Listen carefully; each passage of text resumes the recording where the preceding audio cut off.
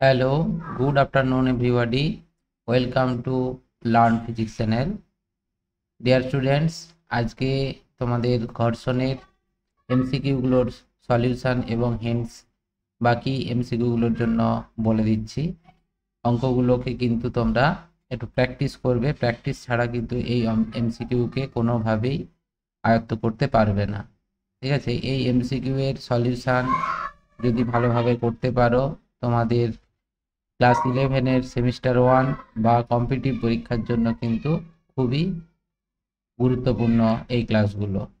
ঠিক আছে, তো চলো শুরু করি। নেক্সট এমসিকিউ 67 এমসিকিউ যেটা দেওয়া আছে, একটি মসৃণ অমসৃণ তল এবং একটি ব্লকের মধ্যে স্থিত ঘর্ষণ গুণাঙ্ক পরিমাপ করার জন্য নততলটিকে 35 ডিগ্রি নতিকোণে রাখা হলো এবং ব্লকটিকে স্থিতাবস্থা থেকে ছেড়ে দেওয়া হলো। ডি দূরত্ব অতিক্রম করতে টি সময় নেয়। অমসৃণ তলটির পরিবর্তে যদি মসৃণ তল নিয়ে একই পরীক্ষা আবার করা হয় তাহলে টি/2 সময় লাগবে ওই ডি দূরত্ব অতিক্রম করতে। এই পরিমাপ থেকে ঘর্ষণ গুণাঙ্ক কত হবে নির্ণয় করতে হবে তলটা। তো দেখো, প্রথমে তোমাদেরকে যেটা করতে হবে, একটা নদতল এঁকে নাও। যেটা বলেছে এটা হচ্ছে তোমার অমসৃণ নদতল। তাহলে অমসৃণ নদতল বরাবর যে ঘটনাটা ঘটে এটা যদি তোমার এ, বি এবং সি হয়, যার নতিকোণটা আমরা এখানে থিটা ধরে নিচ্ছি, যদিও থিটা সমান এখানে 45 ডিগ্রি এটা বলা আছে। তো এর উপরে একটা ব্লককে রাখা আছে, এরকম একটা ব্লক।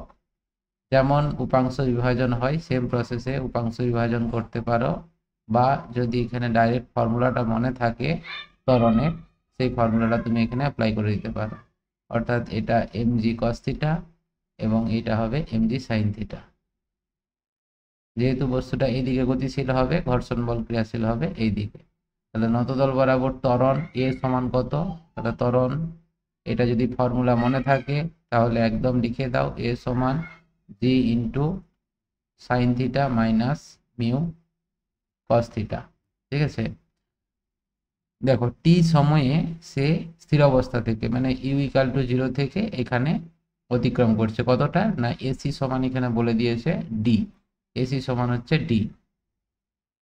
ঠিক আছে, ডি দূরত্ব অতিক্রম করতে সময় লাগছে হচ্ছে তার টি সময়। তাহলে কত ত্বরণ নিয়ে? এই ত্বরণ নিয়ে। তাহলে এই ফর্মুলাটা আমরা জানি গতির সমীকরণ। তাহলে অমসৃণ তলের ক্ষেত্রে অমসৃণ তলের ক্ষেত্রে অমসৃণ তলের ক্ষেত্রে কি লিখবে তোমার ডি ইকাল টু মানে S equal to UT plus half এটি স্কোয়ার। তাহলে ইউটা 0, হাফ এ, এটা হচ্ছে এটা এই লিখছি এখন এ ইন্টু টি স্কোয়ার। ঠিক আছে, এটা 1 নম্বর সমীকরণ। আর যখন মসৃণ হবে, এটা দেখো বলেছে দ্বিতীয় ক্ষেত্রে একই পরীক্ষা করা হচ্ছে, এটা যদি মসৃণ হয় তাহলে বুঝতেই পারছো এই টার্মটা 0 হয়ে যাবে, তখন ত্বরণটা হবে জি সাইন থিটা। তাহলে মসৃণ তলের ক্ষেত্রে মসৃণ তলের ক্ষেত্রে ক্ষেত্রে ওই ডি দূরত্ব অতিক্রম করছে স্থির অবস্থা থেকে, এটা হবে হাফ এটা এ ডট ইন্টু টি/2 তার হোল স্কোয়ার। দেখো অর্ধেক সময় লেগেছে টি/2। ঠিক আছে, তাহলে এইটা যেটা করব আমরা, এইটা 2 নম্বর সমীকরণ, এই দুটো সমীকরণ সমান করে দাও, তুলনা করলেই তুমি পেয়ে যাবে। অতএব half a t square equal to half a dot t square by 4। তাহলে টি স্কোয়ার কেটে যাচ্ছে, হাফ হাফ কেটে যাচ্ছে। তাহলে এর জায়গায় তুমি বসিয়ে দাও g into sine theta minus mu cos theta. যেটা মিউকে লিখতে পারো, আমি মিউ ধরেই করেছি, বারবার ওই মিউকে লিখতে অসুবিধা হবে বলে। এইটা ইকাল টু হাফ তো কেটে গেছে, এ ডটের জায়গায় লিখবে, যেহেতু বললাম মসৃণ, মসৃণ হলে এই টার্মটা থাকবে না, শুধু হবে জি সাইন থিটা। এটা হবে g sine theta by 4, g sine theta by 4 এটা হচ্ছে। তাহলে জি জি কেটে যাচ্ছে, তাহলে sine theta minus sine theta by 4 equal to mu cos theta এটা হবে। এবার এইটা তুমি করে নিলে 3/4 sine theta equal to mu cos theta. তাহলে মিউ সমান কত? মিউ সমান 3/4 ট্যান থিটা। থিটা সমান তো 45 ডিগ্রি বলে দিয়েছে, তার মানে এটা 3/4 হচ্ছে, সমান 3/4, যেহেতু থিটা ইকাল টু 45 ডিগ্রি। ঠিক আছে, 3/4 মানে অপশান তোমার এটা। যে পরের এমসিকিউ যেটা দেওয়া আছে দেখো, বাক্স সমেত একটি পাটাতনের এক প্রান্ত ধীরে ধীরে অপর প্রান্তের সাপেক্ষে উঠানো হলো। মানে এই যে এই কোণটা না, এই কোণটা ক্রমশ বাড়ানো হচ্ছে। এই জায়গায় ফিক্সড আছে, এটাকে তুমি ক্রমশ উপরের দিকে তুলছো। তার ফলে কি হবে, অনুভূমিক তলের সঙ্গে নতিকোণ 30 ডিগ্রি হলে বাক্সটি হড়কাতে শুরু করে। মানে 30 ডিগ্রিটি নিশ্চয়ই বিরাম কোণ, ঠিক কিনা?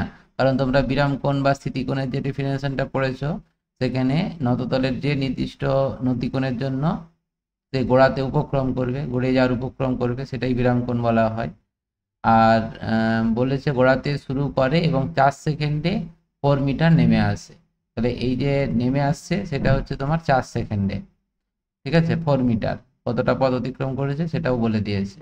তাহলে স্বাভাবিকভাবেই এখানে তোমার একবারে স্থিত ঘর্ষণ গুণাঙ্ক যেটা মিউ এস সমান ট্যান থিটা। থিটার হচ্ছে এখানে 45 ডিগ্রি, তাহলে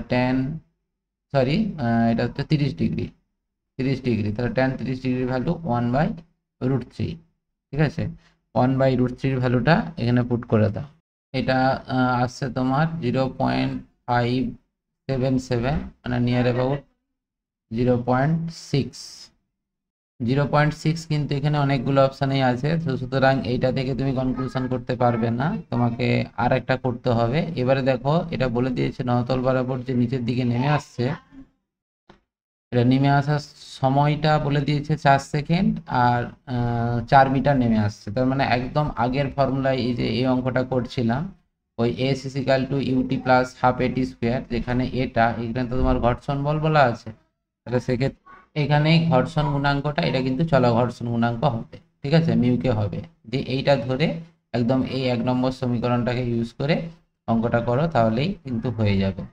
ঠিক আছে, বাক্স এবং পাটাতনের মধ্যে স্থিত ঘর্ষণ গুণাঙ্ক, এক্ষেত্রে যেহেতু স্থির অবস্থা থেকে নেমে আসছে, সুতরাং দ্বিতীয় ক্ষেত্রে আমরা এসটা হচ্ছে তোমার এখানে ডি ধরছি, ডি ইকাল টু হাফ এর জায়গায় আমরা বললাম g sine theta minus mu কে into cos theta, half t square into t square. তাহলে ডি এর জায়গায় তুমি বসাবে 4, এটা হাফ জি এর ভ্যালুটা আমি 10ই ধরলাম, সাইন থিটা 30 ডিগ্রি মানে হাফ, মাইনাস মিউ কে ইন্টু কস 30 ডিগ্রি মানে √3/2 ইন্টু টি স্কোয়ার, টিটা 4 সেকেন্ড মানে 16।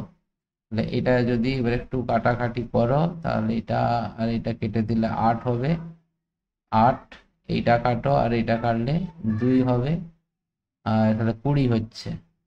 সুতরাং এখানে তুমি যেটা পাবে 20, 1/20 equal to 1/2 minus mu K into √3/2। ঠিক আছে, এখানেও যদি আবার একই রকম ভাবে 1/2 কমন নেওয়া হয়, তাহলে এটা 1/10 আসবে equal to 1 minus mu K into √3। তাহলে 1/10 মানে 0.1 মানে mu K into √3 equal to 1 minus 0.1 মানে 0.9। তাহলে মিউ কে ইকাল টু 0.9/√3, এটার উত্তর বেরোচ্ছে 0.51, মানে নিয়ার অ্যাবাউট 0.5। ঠিক আছে, তার মানে এখানে মিউকে জলঘর্ষণ যেটা বলেছে, জলঘর্ষণ আর শীত ঘর্ষণ 0.6 আর জলঘর্ষণ 0.5। ঠিক আছে, তার মানে অপশন বি এরটা হচ্ছে। আচ্ছা, পরের যে অঙ্কটা দিয়েছে এটাও খুব ইন্টারেস্টিং অঙ্ক। দেখো, এটা একটা অনুভূমিক মেঝের উপর একটা বস্তুকে রেখে দেওয়া আছে। ঠিক আছে, এটা রেখে দেওয়ার পর এর উপর একটা ব্লককে রেখে দিয়েছে, এরকম একটা ব্লককে রাখা আছে। ঠিক আছে, এই ব্লকের উপর দুটো বল প্রযুক্ত হচ্ছে, একটা অনুভূমিক দিকে, এই দিকে তুমি যে বলটা প্রয়োগ করছে সেটা হচ্ছে পি বল, আর এই উলম্ব দিকের সঙ্গে থিটা কোণে আনত একটা বলকে প্রয়োগ করছে।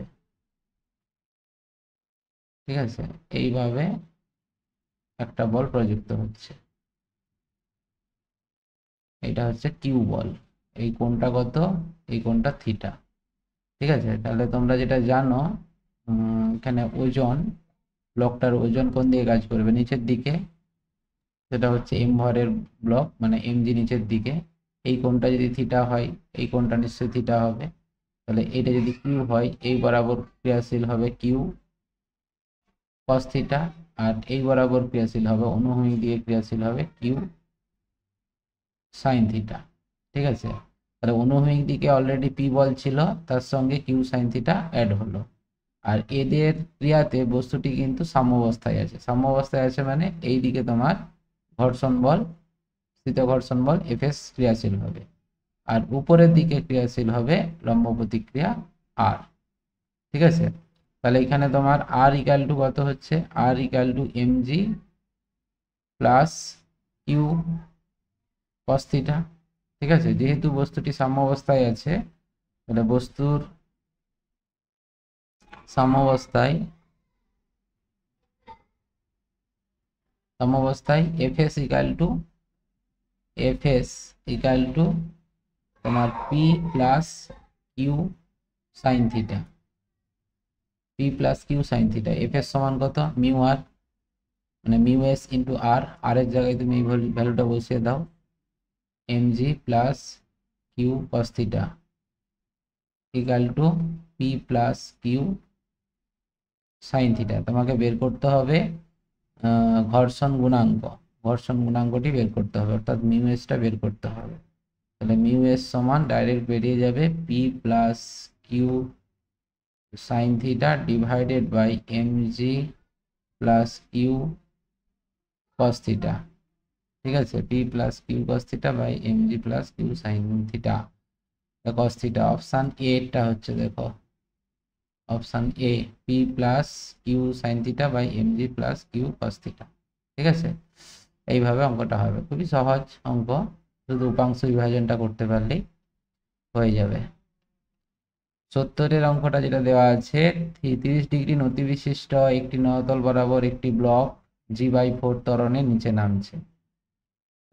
গতি ও ঘর্ষণ গুণাঙ্কের মান। এটা কিছু নয়, জাস্ট ফর্মুলা পুট করে দিলেই হয়ে যাবে।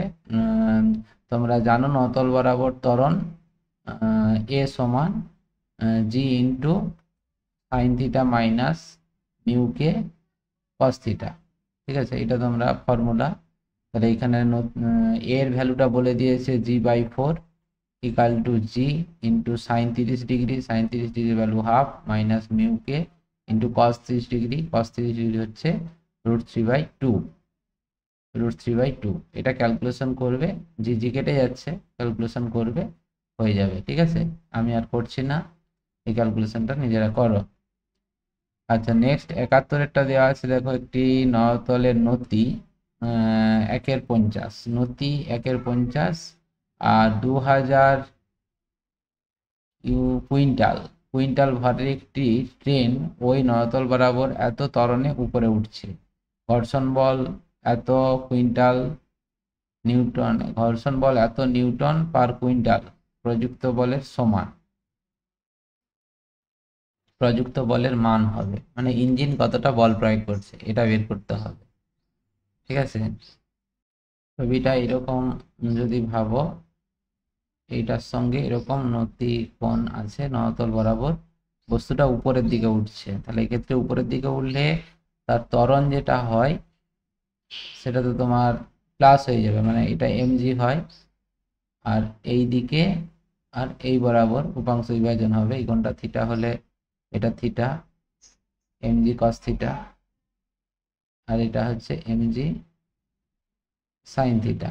এটা উপরের দিকে উঠছে মানে ঘর্ষণ বল কিন্তু নিচের দিকে ক্রিয়াশীল হবে।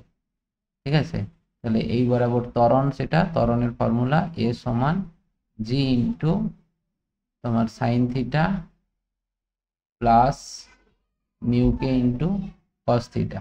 এটা হবে ত্বরণের ভ্যালু। ঠিক আছে, এবারে এটা ত্বরণের মান দেওয়া আছে, এম তো এখানে কাজে লাগবে, ঘর্ষণ বল এটা দেওয়া আছে এ, ত্বরণ দেওয়া আছে, থিটাটা পেয়ে যাবে নতি থেকে, থিটা পেয়ে যাবে।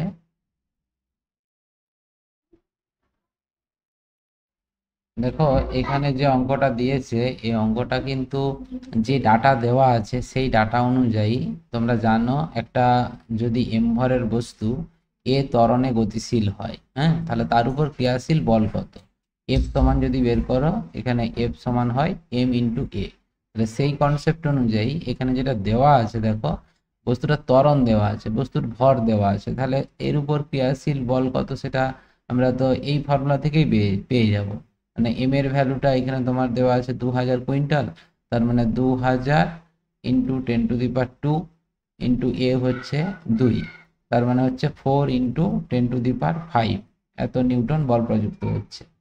ঠিক আছে, তো সেই হিসাবে অপশান বি এরটা কাছাকাছি হচ্ছে, কিন্তু এক্সাক্ট তো হচ্ছে না, 4.42402 ইন্টু 10⁵ নিউটন এটা আসছে না। তো এখন এইটাকে বের করার জন্য যাই করো না কেন সেক্ষেত্রে এই ঘর্ষণ বলের কনসেপ্ট ধরে, মানে ঘর্ষণ বল যেটা দেওয়া আছে 0.5 নিউটন পার কুইন্টাল, এখান থেকে তোমাকে বের করতে হবে আর, ঠিক আছে, এই ধারণা নিয়ে নর্মালি এটা হওয়া উচিত, মানে এইটা ত্বরণ জানা আছে আর ভর জানা আছে, বল কতটা বল প্রযুক্ত হচ্ছে সেটা তুমি নির্ণয় করে নিতে পারবে। ঠিক আছে, তো এখন আমাদেরকে এই ধারণা নিয়ে করতে হবে। ঘর্ষণ বলটা দেওয়া আছে এফ, এখানে এফ সমান দেওয়া আছে দেখো 0.5 নিউটন পার কুইন্টাল। ঠিক আছে, QUINTAL কুইন্টাল এটা দেওয়া আছে পার কুইন্টাল, তাহলে এখানে 200 কুইন্টাল, সরি 2000 কুইন্টাল, তাহলে টোটাল ঘর্ষণ বলটা কত, এফ ইন্টু 2000,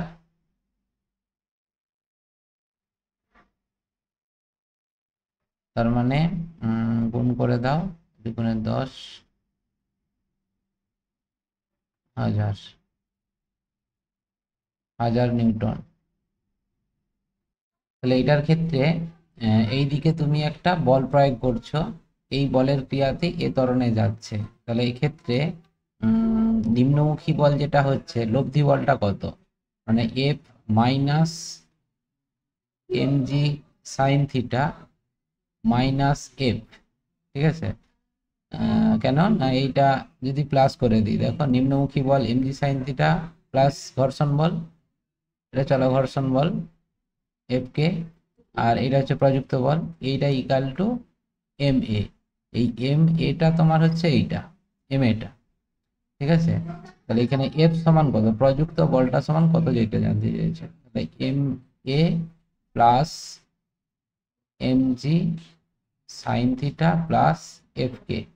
ঠিক আছে, তাহলে এফ কে তো তোমার বেরোলো 1000, তাহলে এখানে ভ্যালুগুলো বসিয়ে দাও না, এটা তোমার 4 ইন্টু 10⁵ প্লাস mg, এমটা তো তোমার 2 ইন্টু 10⁵ হবে, 2 ইন্টু 10⁵ ইন্টু জি, জিটা 10, সাইন থিটা সমান 1/50 প্লাস এফকে, এফকেটা হচ্ছে তোমার 1000। ঠিক আছে, এটাকে যদি এবারে ক্যালকুলেশন করা হয় দেখো কত আসছে, এটা ক্যালকুলেশন করলে যেটা আসছে দেখো 4.41 ইন্টু 10⁵ এত নিউটন আসছে। অ্যাকচুয়ালি আমি জি এর ভ্যালুটা 9.8 এর পরিবর্তে 10 ধরেছি, এটা যদি 9.8 ধরতে তাহলে মনে হয় এই ভ্যালুটা আসতো। যাই হোক, তোমাকে এটা এই প্রসেস অনুযায়ী এখানে করতে হবে। ঠিক আছে, ওকে, থ্যাংক ইউ। আজকে এই অঙ্কটা পর্যন্তই থাক, পরের ক্লাসে বাকি অঙ্কগুলো হবে।